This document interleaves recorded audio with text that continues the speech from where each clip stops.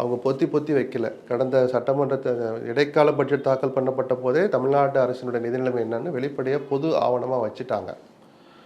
அவகாசம் கொடுங்கன்னு கேட்டதை அந்த நேர்மையை நாம் பாராட்டலாம்.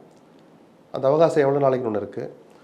அந்த வார்த்தைக்கு பின்னால் ஒரு குறிப்பிட்ட காலத்துக்கு மேலே ஒழிஞ்சிக்காம அவர் சுமார் ஒரு வெள்ளை அறிக்கை வெளியிடுவேன்னு சொல்லியிருக்கார் இல்லையா, அந்த வெள்ளை அறிக்கையில் அப்பட்டமாக எல்லாவற்றையும் மக்கள் முன்னால் வைத்துவிட்டு நான் அறிவித்த வாக்குறுதிகளில் இதையெல்லாம் நான் உங்கள் மேலே ஒரு அபிமானம் வச்சு நீங்கள் நல்லா இருக்கணுங்கிறதுக்காக உங்களுடைய கஷ்டத்தை குறைக்கணுங்கிறதுக்காக இந்த வாக்குறுதிகளை கொடுத்தேன்.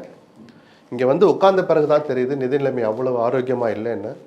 ஸோ இதையெல்லாம் என்னால் நிறைவேற்ற முடியாதுங்கிற முதல் வரி விஜய்கிட்ட இருந்து வந்தால் அந்த நேர்மையை நாம் இன்னும் பாராட்டலாம்.